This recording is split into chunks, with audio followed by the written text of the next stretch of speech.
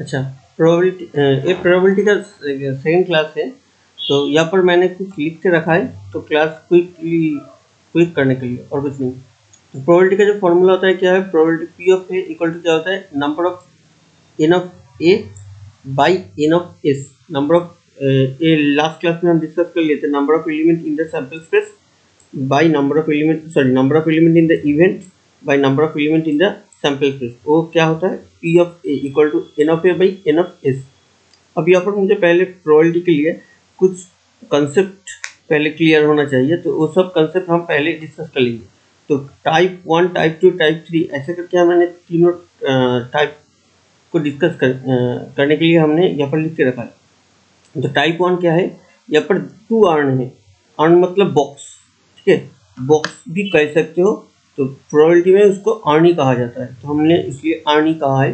तो earn 1 and urn 2। Earn 1 में क्या हुए, रेड बॉल और ग्रीन बॉल है। रेड बॉल कितना है, 4, और क्या है, ग्रीन बॉल। ग्रीन बॉल कितना है, ग्रीन बॉल है 5 ग्रीन बॉल है, ठीक है। और अर्न 2 में कितना है, रेड बॉल 6 है और ग्रीन बॉल 7 है। अब R1 R2 पहले कंसेप्ट को क्लियर करेंगे, उसके बाद हम नेक्स्ट क्लास में मैथ करेंगे। पहले कंसेप्ट क्लियर होना चाहिए, या फिर भी छोटा छोटा मैथ कर लेंगे हम, ठीक है। तो R1 क्या है, R1 मैंने एक इवेंट पकड़ा है।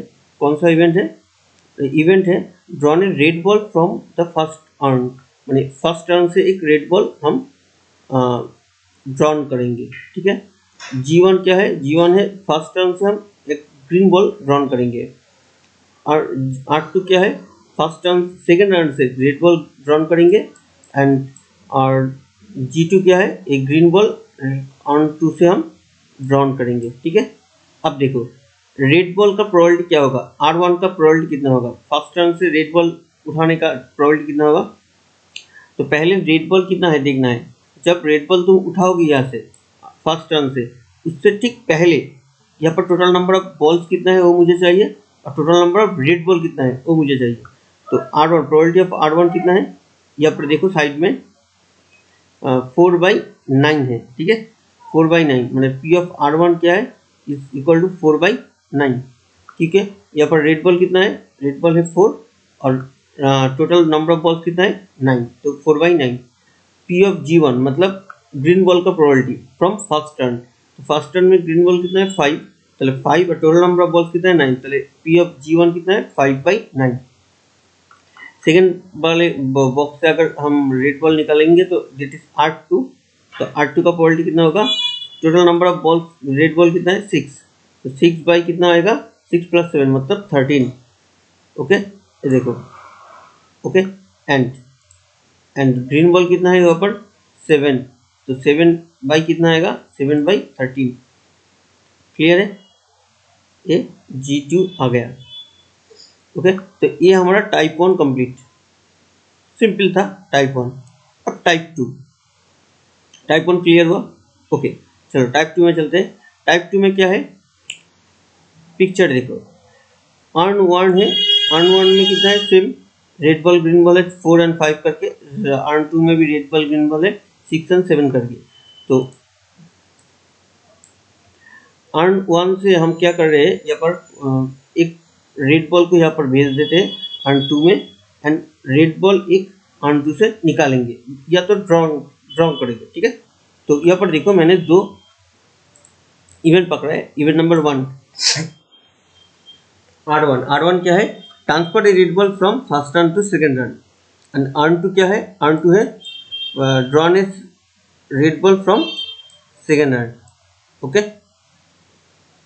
तो मुझे मिल गया R1 और R2 क्या है, सॉरी रेड R1 R2 क्या है, क्लियर है, ओके। मतलब यहाँ से रेड बॉल एक जाएगा यहाँ पर, और यहाँ से एक रेड बॉल ड्रॉन होगा, वह उठेगा, ठीक है। R1 R2 क्लियर है। अब मेरा क्वेश्चन क्या है, क्वेश्चन है यही, मुझे किसका प्रोबेबिलिटी निकालने के लिए कहा गया है, या यहाँ पर देखना क्लियरली, ओके। क्या यहाँ पर लिखा हुआ है, प्रोबेबिलिटी ऑफ द इवेंट, क्या इवेंट क्या है, a red ball drawn from urn 2, मतलब red ball drawn from urn 2 मतलब जो रेड बॉल है अर्न 2 से उठाया गया है उसका प्रोबेबिलिटी चाहिए। बट यहाँ पर कुछ और भी है, क्या है, गिवन दैट, नोन दैट या व्हेन, ये तीनों वर्ड वहाँ पर रह सकते हैं, गिवन दैट, नोन दैट या व्हेन, ठीक है। और एक भी वर्ड रह सकता है इफ, ये भी वर्ड चाह रह भी सकता है इफ, एक ही मतलब है सबका, ठीक है। इफ क्या, a red ball transfer from urn 1 to urn 2, मतलब मुझे प्रोबेबिलिटी चाहिए किसका, सेकेंड अर्न से रेड बॉल उठाने का प्रोबेबिलिटी चाहिए, बट एक रेड बॉल फर्स्ट टर्न से सेकेंड अर्न में आया है। तो देखो जब फर्स्ट टर्न से सेकेंड अर्न तक एक रेड बॉल आएगा तब यहाँ पर नंबर ऑफ बॉल चेंज हो जाएगा। जैसे जैसे रेड बॉल कितना हो जाएगा, तब यहाँ पर था कितना सेकेंड अर्न में 6, अब हो कितना जाएगा 7। ग्रीन बॉल बढ़ेगा नहीं, वही जाएगा 7, मतलब टोटल नंबर ऑफ बॉल्स कितना हो जाएगा, इट्स 14, बट था कितना 13, टोटल नंबर ऑफ बॉल्स था 13, आ गया 14, मतलब total number of balls change होगा, ठीक है। उसके साथ रेड बॉल का प्रोबेबिलिटी भी चेंज होगा, क्योंकि पहले तो 6 था, अब वो 7 हो गया है। तो उसको नोटेट कैसे करेंगे, डिनोट कैसे करेंगे, सिर्फ अगर अच्छी तरीके से समझ लेना, सिर्फ यहाँ से कुछ नहीं, सिर्फ अगर ऐसा कहता कि सेकेंड रन से एक रेड बॉल उठाना है, तब हम ये 8-2 वाला, ये जो 8-2 वाला था वही करते 6/13, बट यहाँ पर वो नहीं कहा गया है, यहाँ पर कहा गया है एक red ball from first to second urn आएगा, उसके बाद रेड बॉल यहाँ से उठेगा, मतलब प्रोबेबिलिटी मुझे सिर्फ सेकेंड रन से रेड बॉल उठाने के लिए उठाने वाला पोर्शन ही चाहिए, बट एक कंडीशन है कि पहले एक बॉल यहाँ पर आएगा। तो जिसका प्रोबेबिलिटी चाहिए उसको मुझे ऊपर लिखना है, याद रखना है, जिसका प्रोबेबिलिटी चाहिए उसको मुझे ऊपर लिखना है।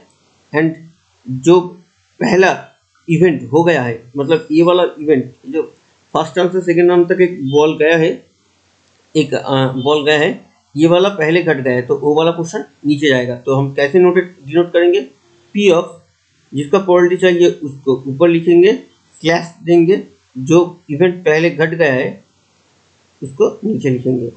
ये नोटेशन है और कुछ नहीं, ये नोटेशन है, ठीक है। तो इसको कैलकुलेट कैसे करेंगे, कैलकुलेट करने के लिए कुछ नहीं, इसका फॉर्मूला है, बट अभी हम फॉर्मूला में जाएंगे नहीं, ठीक है।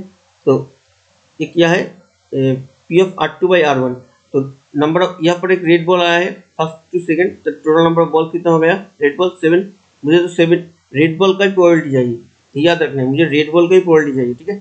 मैंने सेकेंड रन से रेड बॉल उठाने का, सेकेंड रन में रेड बॉल कितना था 7, टोटल नंबर ऑफ बॉल्स कितना है 14, मतलब हाफ, क्लियर है।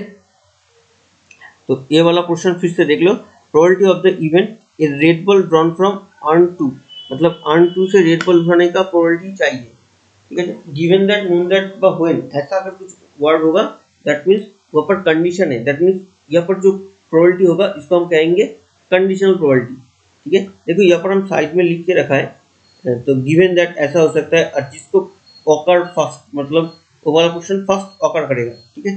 तो जिसका प्रोबेबिलिटी चाहिए वो ऊपर लिखेंगे, ओके। अच्छा ठीक है, और एक एग्जांपल कर लेते हैं। यहाँ पर देखो, यहाँ पर करके रखा है हमने,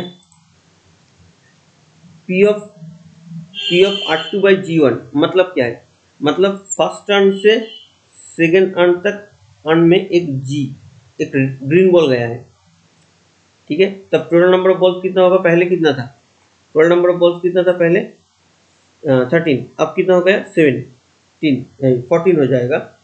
क्या यहाँ से एक ग्रीन बॉल आएगा, अगर एक ग्रीन बॉल आएगा तो number of green ball change होगा, कितना होगा number of green ball 8, red ball तो 6 ही रहेगा, ओके।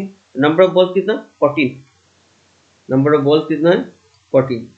चाहिए क्या, चाहिए हमें क्या, हमें किसका प्रोबेबिलिटी चाहिए, रेड बॉल का, तो नंबर ऑफ रेड बॉल कितना है अभी इन दैट टाइम 6, मतलब 6/14, क्लियर।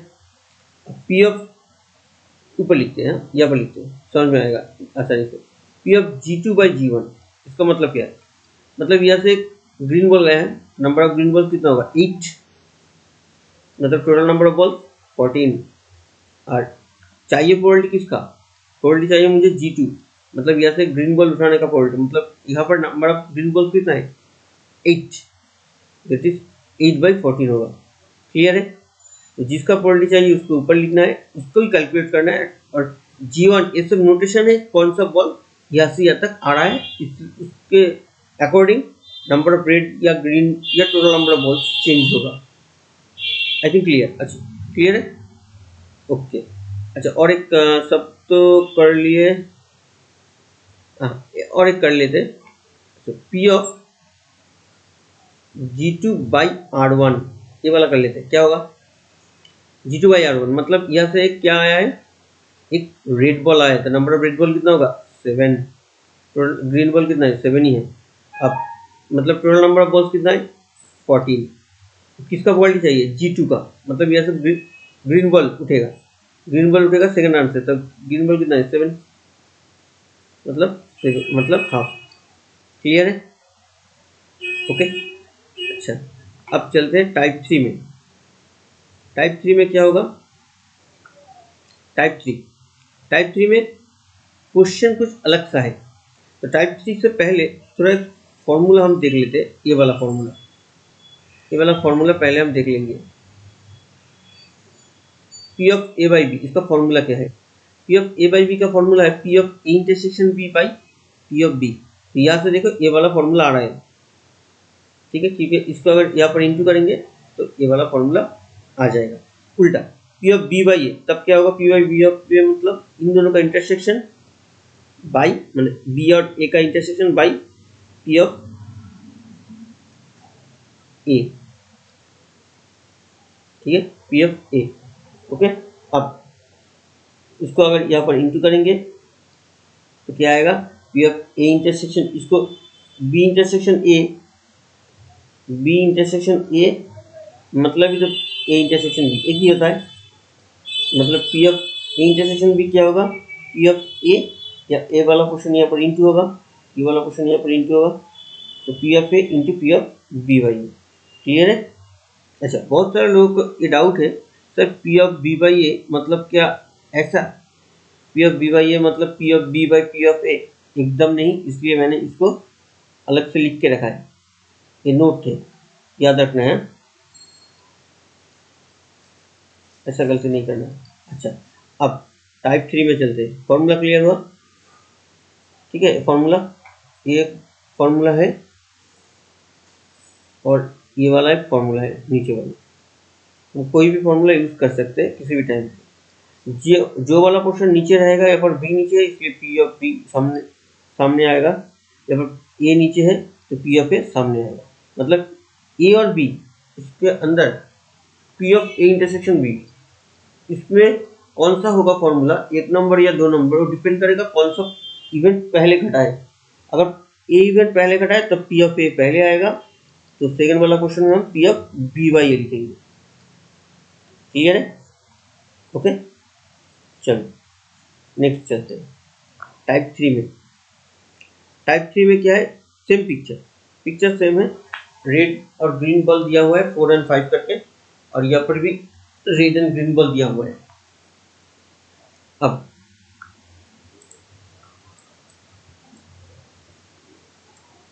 R1 R2 यहाँ पर दिया हुआ है, अब देखो R1, देखो यहाँ पर एक कनेक्शन है, ऐसे एरो करके अगर हम कुछ समझाए, मतलब यहाँ से एक रेड बॉल यहाँ पर जा रहा है, ठीक है। देखो R1 R2 मैंने क्या डिफाइन किया है, R1 है transfer a red ball from R1 to R2, R1 से R2 तक एक रेड बॉल जा रहा है, ठीक है, मतलब they are connected, unit R1 and R2 are connected. तुम पिक्चर में भी देख सकते हो कि वो दोनों कनेक्टेड है। और R2 क्या है, R2 है वहाँ से, ये जो R2 है यहाँ से एक रेड बॉल हम ड्रॉ कर रहे हैं, ठीक है, ड्रॉ करेंगे।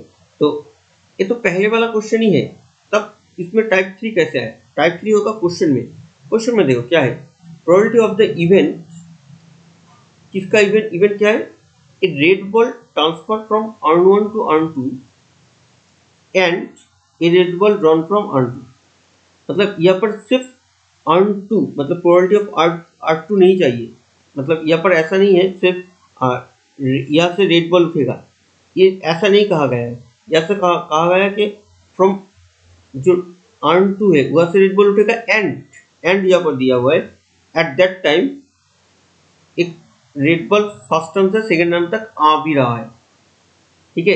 अब ये ऊपर वाला क्वेश्चन से अलग कैसे, क्योंकि यहाँ पर गिवन दैट नोन दैट था, और यहाँ पर किसके ऊपर जोड़ दिया गया था, पहले वाला क्वेश्चन में सेकेंड राउंड से रेड बॉल उठाने के ऊपर जोर दिया गया था, मतलब मुझे चाहिए था सिर्फ सेकेंड राउंड से रेड बॉल उठाने का प्रोबेबिलिटी, बट यहाँ पर एक रेड बॉल आया था first urn to second urn, तो इसलिए हम सिर्फ पी ऑफ आर टू ऐसा नहीं लिख पाए, वहाँ पर मुझे P of R two by R one वो वाला नोटेशन यूज करना पड़ा, क्योंकि वहाँ पर बॉल ट्रांसफर हुआ था। बट यहाँ पर क्या है, किससे कहते हैं, यहाँ पर क्या है, यहाँ पर मुझे दो इवेंट चाहिए। इवेंट नंबर वन, एक बॉल आर वन से आर टू तक गया है एंड यहाँ से एक रेड बॉल हुआ है, बीच में क्या है, एंड बीच में एंड है, मतलब ये दोनों केस एक ही साथ में हो रहा है, मतलब ऐसा नहीं कि एक पहले गया एक सेकंड, ऐसा कुछ नहीं है। यहाँ पर दोनों केस का टोटल प्रोबेबिलिटी चाहिए, मतलब दोनों केस का प्रोबेबिलिटी चाहिए, दोनों केस एंड है, मतलब उन दोनों के बीच में क्या आएगा, इंटरसेक्शन। ठीक है, मतलब ये क्या, हमें क्या चाहिए, P of R one intersection R two, मतलब पहले वाला केस एंड सेकंड वाला केस, उन दोनों का कॉमन इंटरसेक्शन चाहिए। अब देखो P of R one intersection R two, इसका तो फॉर्मूला है हमारे पास, तो नीचे वाला ये वाला फॉर्मूला या ये वाला फॉर्मूला, बहुत सारा फॉर्मूला है इंटरसेक्शन का। बट पहले ये दोनों, ये फॉर्मूला कब अप्लाई करेंगे, अब यहाँ से यहाँ तक जाएंगे कैसे, ये दोनों कनेक्टेड है, मतलब कंडीशनल प्रोबेबिलिटी यूज होगा। कंडीशनल प्रोबेबिलिटी मतलब पहले पी ऑफ आर वन लिखेंगे, उसके बाद लिखेंगे क्या, पी ऑफ आर टू, नहीं ऐसा नहीं लिखना है, P of R one into P of R two, ऐसा नहीं लिख पाएंगे हम, ठीक है, दे आर कनेक्टेड। कनेक्टेड हुआ तो फॉर्मूला क्या आएगा, पी ऑफ आर, जो पहले घट गया हो गया वो वाला इवेंट पहले इंटू सेकेंड में आर टू का प्रोबेबिलिटी चाहिए, बट जो आर टू है वो affected by the first event. ठीक है, ठीक है, जब फर्स्ट टर्न से सेकेंड टर्न तक एक बॉल आएगा तब यहाँ पर नंबर ऑफ बॉल्स चेंज होगा, सो आर टू और सिर्फ आर टू नहीं रहेगा, तब R two by R one ऐसा नोटेशन यूज करना है। ओके, क्लियर हुआ। ओके, तो अब P of R one into P of R two by R one, अभी अभी नीचे हमने कहा था P of A intersection B अगर होता है तो हम इसको कैसे लिख पाएंगे, इन दोनों में जो पहला हुआ वो वाला question into P of B by A, जब कभी होगा, जब ए कंडीशनल प्रोबेबिलिटी होगा, मतलब दे आर कनेक्टेड होगा, जब कनेक्टेड होगा तभी ऐसा कर पाएंगे, और अगर कनेक्टेड नहीं हुआ वो नीचे हम डिस्कस कर लेंगे। ओके, तो पहले इसमें आते हैं, पी ऑफ आर वन क्या है, मतलब पहले अर्न से आर वन एक रेड बॉल उठाना है मुझे, तो कितना रेड बॉल है यहाँ पर, 4, टोटल नंबर कितना है 9, मतलब 4/9, देखो 4/9 आया है। ठीक है, पी ऑफ आर वन वाला क्वेश्चन मेरा 4/9 ही आया है।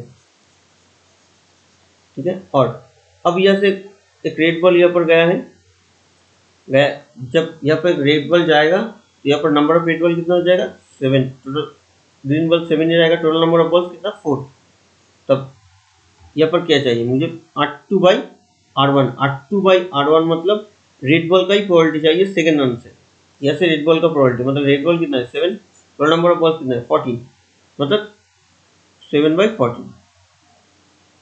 देखो क्लियर है, अब इसको बाकी का कैलकुलेशन तुम लोग कर पाओगे। तो यही था हमारा टाइप 1, टाइप 2, टाइप 3। टाइप 1 क्या था, इसमें कुछ प्रॉब्लम नहीं है, सिर्फ यहाँ से रेड बॉल उठाना है, यहाँ पर ग्रीन बॉल उठाना है, कोई ट्रांसफर का बात नहीं है, सिंपल था, कंप्लीट।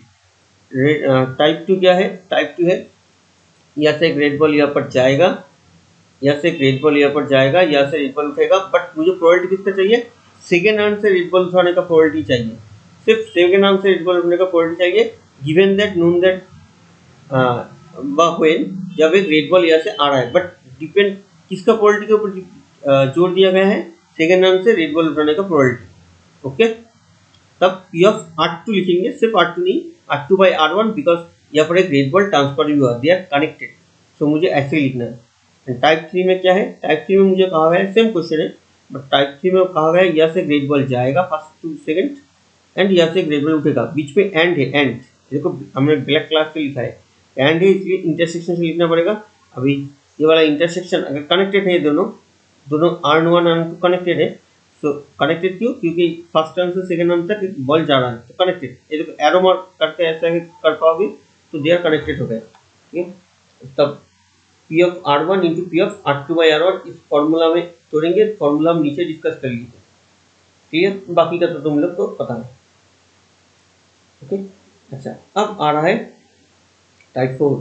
टाइप 4 क्या है? If they are not connected, they are not connected मतलब क्वेश्चन यही है कि पहले अर्न जो है वह से ग्रेड बल उठेगा, सेकेंड अर्न जो है वह से रेड बल उठेगा और कुछ नहीं।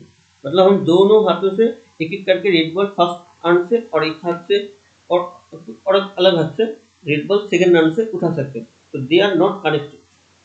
अगर कनेक्टेड नहीं होगा तो दे आर क्या, तब इन दोनों क्या होगा? They are independent.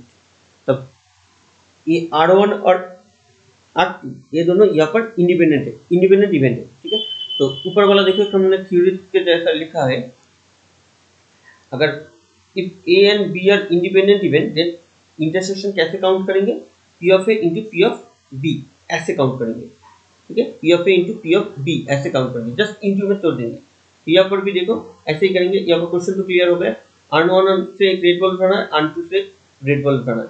तो R1 और R2 से ग्रेड बॉल उठेंगे, एंड है बीच में, हमने क्वेश्चन में कहा है या से ग्रेड बॉल उठेंगे एंड सेकेंड आंसर से ग्रेड बॉल उठाएंगे, तो बीच में एंड है। तो अब R1 और R2 यहाँ पर क्या है? इंडिपेंडेंट है। क्यों? क्योंकि इन दोनों के बीच में कोई कनेक्शन है नहीं। तो ये दोनों सिर्फ फॉर्मूला के जैसे P of A into P of B मतलब P of R1 into P of R2 में तोड़ेगा। ठीक है, तो पी ऑफ R1 कितना है? पहले यहाँ पर रेड बॉल कितना है? 4, तो 4/9 हो गया। सेकेंड रन में 6/13। क्लियर? Okay, clear? इतना तक क्लियर है? तो मतलब इंडिपेंडेंट हो गया। अब क्वेश्चन में इंडिपेंडेंट की जगह या कंडीशनल क्वालिटी की जगह दो अलग अलग वर्ड रह सकता है। तो एक होगा विदाउट रिप्लेसमेंट और एक है विथ रिप्लेसमेंट। क्वेश्चन में रहेगा तो देख के समझना है कि वो कनेक्शन इंडिपेंडेंसी का मैथ है या कंडीशनल क्वालिटी का मैथ है। तो कैसे समझेंगे वो वाला टर्म देख लें। तो विदाउट रिप्लेसमेंट, विदाउट रिप्लेसमेंट को हम कैसे समझेंगे? सोचो एक जो एग होता है डिम, उसका एक ट्रे है, तो विदाउट रिप्लेसमेंट वाला कह रहे हैं। तो वहाँ से मैंने पहले एक बॉक्स है, उसमें 10 क्या, अच्छा नहीं, एक वाला ही अच्छा होगा। तो एक का ट्रे है, तो उसमें 10 एग है। तो हम क्या कर रहे हैं? पहले एक को निकालेंगे और उसको फिर यहाँ पर नहीं रखेंगे विदाउट रिप्लेसमेंट, मतलब वो वाला जो गैप बढ़ेगा वो एग उठाने के बाद वो वाला गैप फिल नहीं करेंगे। फिर उसके बाद वहाँ से फिर एक को हम उठाएंगे। तो पहले वाला गैप जो था वो तो रह ही गया, मतलब वो फिल नहीं हुआ। तो इसलिए this is called without replacement, मतलब रिप्लेस नहीं हुआ, वो वाला गैप ही रह गया है। तो ऐसे अगर 1/1 उठाएंगे तो उसको हम कहेंगे विदाउट रिप्लेसमेंट। ठीक है, तो पहले वाला जो एग है कितना एग था यहाँ पर? 10। तो पहले वाला एग उठाएंगे तो उसका क्वालिटी कितना होगा? 1/10। ठीक है, अब सेकेंड वाला जो प्रोबेबिलिटी एग उठाएंगे तब टोटल नंबर ऑफ बॉल्स कितना, टोटल नंबर एग कितना हो गया? एक टोटल नंबर एक तो घट गया है, तो कितना होगा? 9। अब उसका प्रोबेबिलिटी कितना होगा? 1/9। ठीक है, अब देखो इस सेकेंड वाला जो जब प्रोबेबिलिटी हम कैलकुलेट कर रहे थे सेकेंड वाला अर्न का, वो टोटल नंबर ऑफ एग वहाँ पर चेंज हो गया। क्यों? क्योंकि फर्स्ट वाला जो एग उठाए थे वो रिप्लेस नहीं हुआ। दैट मीन्स सेकेंड वाला जो एग का प्रोबेबिलिटी वो depending on the first, that means they are connected. Second वाला इज इफेक्टेड, सेकेंड वाला डिम जो है वो affected by the first. So यहाँ पर कनेक्टेड है दोनों। ठीक है, तो दैट मीन्स यहाँ पर मुझे कंडीशनल प्रोबेबिलिटी चलेगा, इसलिए हमने लिखा है यहाँ पर देखो कनेक्टेड या डिपेंडेंट। विदाउट रिप्लेसमेंट मतलब डिपेंडेंट और कनेक्टेड। ठीक है, तो यहाँ पर कंडीशनल प्रोबेबिलिटी का फॉर्मूला चलाएंगे, मतलब पी ऑफ पहले कौन सा हो रहा है? पी ऑफ डी, तो P of D1 into P of D2 ऐसे नहीं लिख सकते। P of D1 into P of D2 ऐसा यहाँ पर नहीं लिख सकेंगे, क्योंकि ये वाला क्वेश्चन इंडिपेंडेंट नहीं है, कनेक्टेड है। तो कंडीशनल क्वालिटी के नोटेशन यूज करना पड़ेगा। अब इसका कैलकुलेशन तो हमने यहाँ पर करवाए थे, आ गया। Clear?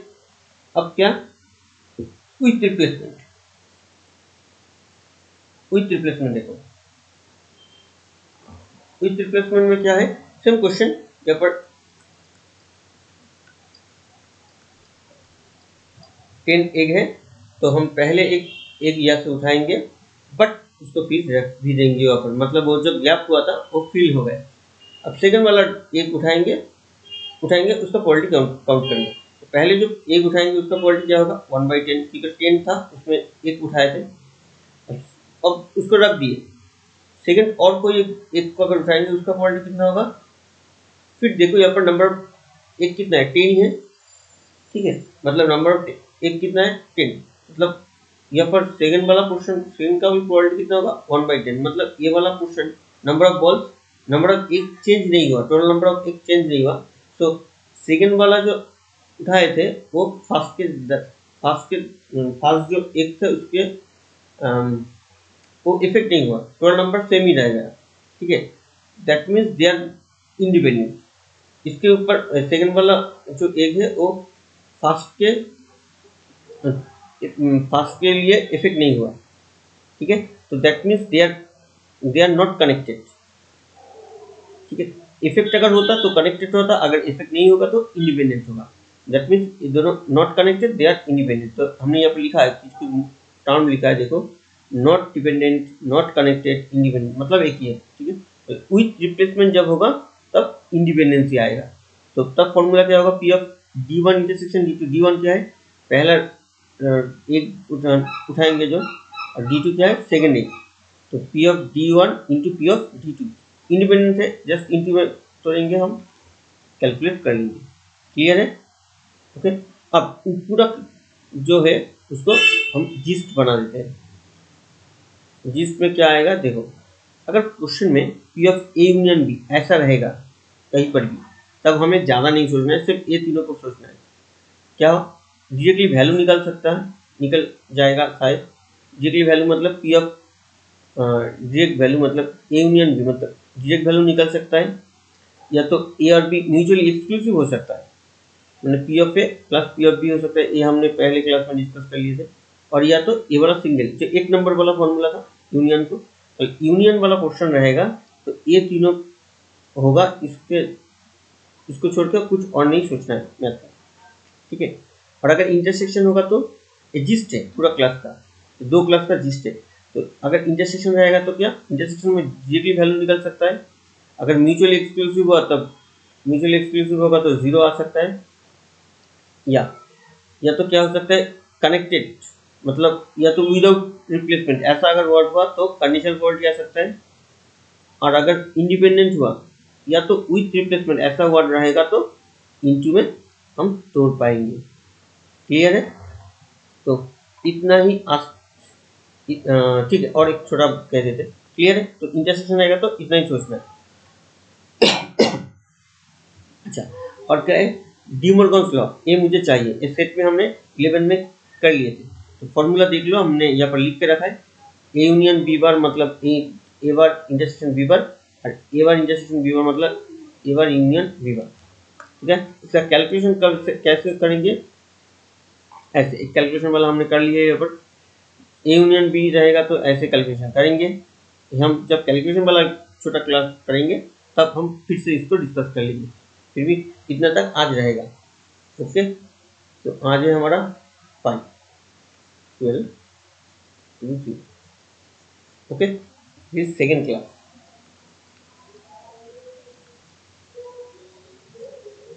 On probability, okay, thank you. और कुछ भी प्रॉब्लम हो तुम कमेंट बॉक्स में लिख सकते हो।